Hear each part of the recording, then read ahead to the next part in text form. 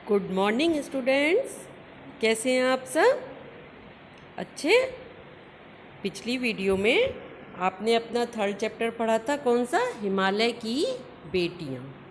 तो सभी को याद है हिमालय की बेटियां किसको कहा गया था? लेखक ने हिमालय की बेटियां किसको कहा है? नदियों को। किसको कहा है? नदियों को, क्योंकि ये हिमालय से निकलती हैं और उसके बाद ये आगे बढ़ती हैं। तो जब ये हिमालय से निकलती हैं तो उस समय इनका कौन सा रूप देखने को मिलता है? बाल रूप देखने को मिलता है। ये जगह जगह पहाड़ों से निकलती हुई अटखेलियाँ करती हुई आगे चलती हैं, उछलती कूदती, और उसके बाद जब ये जाकर बड़ी नदी के समान हो जाती हैं तब ये गंभीर और शांत महिला की भांति दिखाई देती हैं। तब इनका कौन सा रूप दिखाई देता है? महिला का, यानी कि माँ का रूप दिखाई देता है, जिसमें माँ की गोद में जिस तरीके से बच्चे डुबकी लगाते हैं, इसी तरीके से नदियों में भी सब लोग डुबकी लगाते हैं ना। तो वो कौन सा रूप होता है? माँ का रूप। और वो सबको जीवन भी देती हैं, क्योंकि दूसरों की प्यास बुझाती हैं। पेड़ पौधों को पानी देने के भी काम में आता है नदियों का पानी। तो वो उनका कौन सा रूप हुआ? माँ का रूप हुआ। इसके बाद इनके और रूप भी इस चैप्टर में दिखाए गए थे। तो चलिए, ये चैप्टर तो आप पढ़ चुके हैं, अब हम इनके एक्सरसाइज शुरू करते हैं। ओके।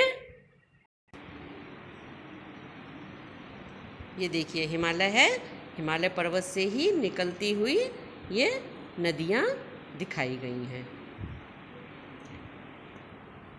प्रश्न उत्तर शुरू करते हैं इनके। सबसे पहला है, लेख से नदियों को माँ मानने की परंपरा हमारे यहाँ काफ़ी पुरानी है, लेकिन लेखक नागार्जुन उन्हें और किन रूपों में देखते हैं? तो नदियों को माँ तो पुराने ज़माने से ही माना गया है, हमेशा से है माँ मानने की परंपरा, क्योंकि ये नदियाँ क्या होती हैं? जीवनदायिनी होती हैं। जीवनदायिनी जो जीवन देने वाला होता है, और माँ भी क्या करती है? बच्चे को जीवन देती है। तो इसलिए ही नदियों को भी जीवनदायिनी देने की होने की वजह से क्या कहा जाता है? माँ कहा जाता है। माँ के अलावा और कौन से रूप इसके बताए गए हैं नदियों के? तो माँ के अलावा लेखक ने इन्हें एक बेटी, प्रेयसी और बहन के रूप में भी देखा है।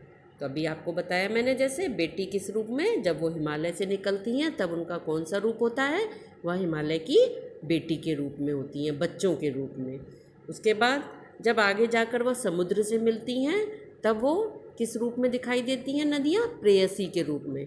जैसे कोई प्रेमिका जाकर अपने प्रेमी से मिलकर शांत हो जाती है, इसी तरीके से ये नदियाँ भी समुद्र में जाकर मिलकर एकदम शांत हो जाती हैं।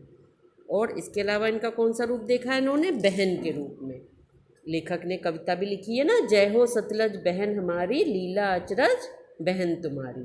तो यहाँ पर उन्होंने उनको क्या कहा है? नदी को बहन कहा है, कि जैसे बहन किसी भी अपने भाई को सानिध्य देती है, उसी तरीके से ये नदियाँ भी, नदियों में अगर आप पैर लटका कर बैठ गए तो वो इतना शांत कर देती हैं आपको।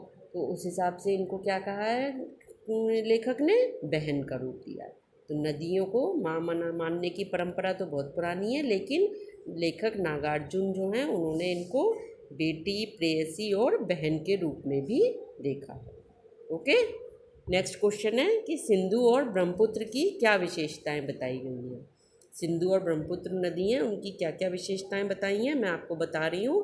तो ये क्वेश्चन आंसर हम आपको लिख कर नहीं दिखा रहे हैं, आपको समझा रही हूँ, फिर आप अपनी लैंग्वेज में लिखिएगा। ओके। सिंधु और ब्रह्मपुत्र हिमालय से निकलने वाली दो प्रमुख और बड़ी नदी हैं। सिंधु और ब्रह्मपुत्र कहाँ से निकलती हैं? हिमालय से निकलती हैं, और बहुत बड़ी नदी हैं ये। इन नदियों के बीच से और बहुत सी छोटी छोटी और बड़ी नदियाँ भी निकलती हैं।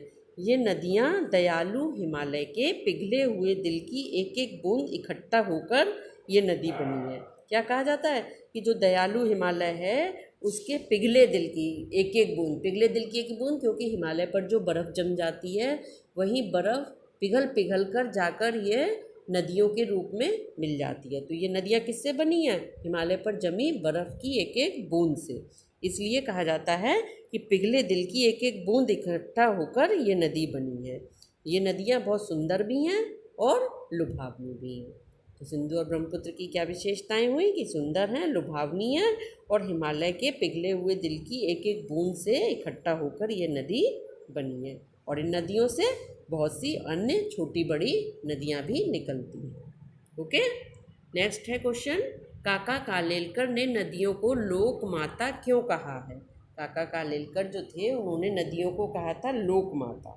लोक माता क्यों कहा है? लोक माता यानी सारे संसार की माता। जल क्या है? जल हमारा जीवन है ना, तो जीवन देने वाली, अभी जैसे पहले भी मैंने आपको बताया कि जीवन दान जो देता है वो कौन होता है? माँ होता है। और जल क्या है? जीवन है। नदियों का जल हमारे लिए जीवन है। ये नदियाँ हमें जल प्रदान करके क्या देती हैं? जीवन दान देती हैं। तो ये माता के समान पवित्र भी होती हैं, इनकी पूजा भी की जाती है, नदियों को पवित्र माना जाता है ना, तो माता के समान ये पवित्र भी होती हैं। ये नदियाँ गांव और शहर की गंदगी को भी अपने साथ बहा कर ले जाती हैं। गांव और शहरों की जो गंदगियाँ होती है उनको भी अपने साथ बहा कर लेके जाती हैं। इनका जल सबकी प्यास बुझाने के काम आता है। और नदियों का जल भूमि की उर्वरा शक्ति को बढ़ाता है। जो नदियाँ मिट्टी बहाकर अपने साथ लाती हैं वह मिट्टी बहुत अधिक कैसी हो जाती है? उपजाऊ हो जाती है। तो जिसमें पेड़ पौधे बहुत अच्छी तरीके से बढ़ते हैं, उनको उनकी उर्वरा शक्ति जो होती है वो बढ़ जाती है। इसके अलावा क्या होता है नदियों से? बिजली बनाना, सिंचाई में भी सहयोग देती हैं। मनुष्यों का ही नहीं ये, इसके अलावा पशु पक्षी पेड़ पौधे सभी के लिए ज़रूरी हैं। पेड़ पौधों को पानी देने के लिए, पशु पक्षियों की प्यास बुझाने के लिए। और ये नदियाँ क्या हैं? हमारे लिए कल्याणकारी हैं। इसलिए ही काका कालेलकर ने इनको क्या कहा है? लोक माता कहा है। लोक माता यानी जगत की माता, क्योंकि यह सभी के लिए कल्याणकारी है। समझ गया? तो इसी तरीके से आपको अपने आप लिखना है इसका आंसर। हिमालय की यात्रा में लेखक ने किन किन की प्रशंसा की है? जब लेखक ने हिमालय की यात्रा की तो उसमें लेखक ने किस किस की प्रशंसा की है? उन्होंने किस किस से मिले? सबसे पहली बात तो जब उन्होंने हिमालय की यात्रा की तब उन्होंने नदियों का क्या बाल रूप देखा। अभी तक जब वो कहीं भी घूमने जाते थे, आप भी जाते होंगे, कहीं शहरों से निकलते हैं तो नदियाँ दिखती हैं, तो उस समय वो किस रूप में दिखाई देती हैं? माँ के रूप में, बहुत गंभीर शांत संभ्रांत महिला की तरह से वो लगती हैं। परंतु जब हिमालय से उन्होंने नदियों को देखा तो वो उन्हें बाल रूप में नजर आई। हिमालय की यात्रा में लेखक ने नदियों, पर्वतों, बर्फीली पहाड़ियाँ और हरी भरी घाटियाँ तथा महासागरों की प्रशंसा की है। तो यहाँ की यात्रा में उन्होंने किस किस की प्रशंसा की है? नदियों, पर्वतों, बर्फीली पहाड़ियों, हरी भरी घाटियाँ, महासागर, इन सभी की उन्होंने प्रशंसा की। ओके, सारे क्वेश्चन आंसर समझ में आ गए? चलिए अब आगे बढ़ते हैं। आगे है लेख से आगे। इसके आगे आप इसमें देखते हैं कि क्या क्या पूछा गया है और आपको इसके क्या आंसर देने हैं। सबसे पहला है नदियों और हिमालय पर अनेक कवियों ने कविताएं लिखी हैं। उन कविताओं का चयन कर उनकी तुलना पाठ में निहित नदियों के वर्णन से कीजिए। तो आप इसमें ज़्यादा तो नहीं कर सकते हैं, पर आप कोई हिमालय पर एक कविता देखें और उस कविता को लिखें। कोई छोटी सी हिमालय पर एक अच्छी सी कविता देखकर आप उसकी कविता लिखें। ओके। सेकंड है गोपाल सिंह नेपाली की कविता हिमालय और हम, रामधारी सिंह दिनकर की कविता हिमालय और जयशंकर प्रसाद की कविता हिमालय के आंगन में पढ़िए और तुलना कीजिए। तो ये इन सभी लेखकों की कविताएं हैं, पर इसको आप छोड़ दीजिएगा। आपको सिर्फ पहला वाला करना है जिसमें आपको कोई सी भी एक कविता छोटी सी लिखनी है।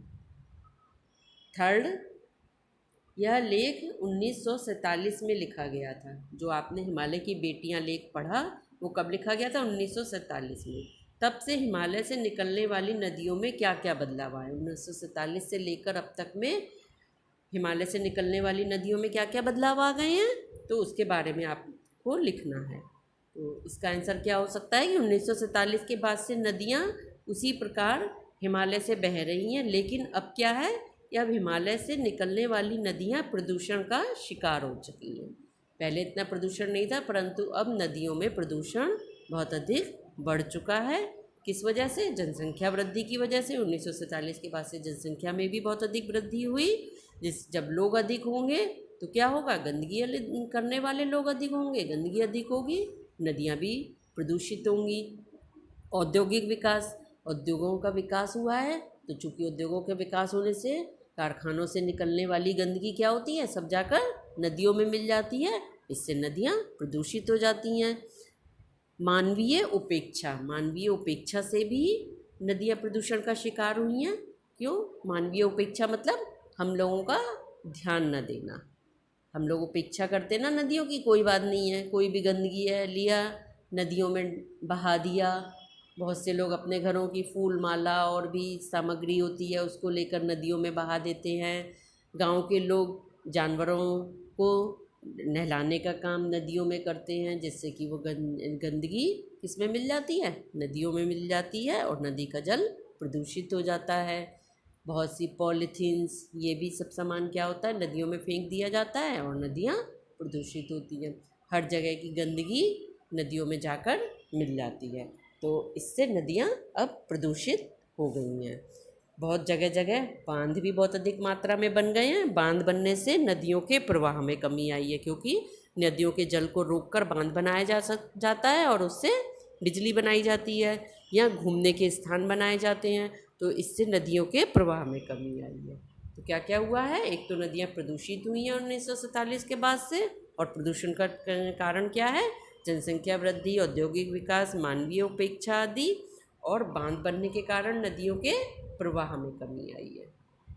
नेक्स्ट है, अपने संस्कृत शिक्षक से पूछिए कि कालिदास ने हिमालय को देवात्मा क्यों कहा है। अब चूंकि आपके पास तो संस्कृत का टीचर कोई नहीं है, तो आपको मैं ही बताती हूँ कि कालिदास ने हिमालय को देवात्मा क्यों कहा है। देवात्मा मतलब क्या हुआ? हिमालय पर्वत पर देवताओं का वास माना जाता है। कहते हैं ना, हिमालय पर्वत पर बहुत से देवता रहते हैं और बहुत से तीर्थ स्थल भी हैं हिमालय पर्वत पर, और देवताओं का वास भी माना जाता है। तो ऋषि मुनि भी यहाँ पर तपस्या करते थे। बहुत पुराने समय में ऋषि मुनि हिमालय पर्वत पर तपस्या करते थे, इसलिए कालिदास ने हिमालय को देवात्मा कहा है। यानी कि देवों की आत्मा वहाँ पर रहती है। हिमालय पर देवों की आत्मा है हिमालय, क्योंकि वहाँ पर देवों का वास है, तो इसीलिए ही हिमालय को देवात्मा कहा जाता है।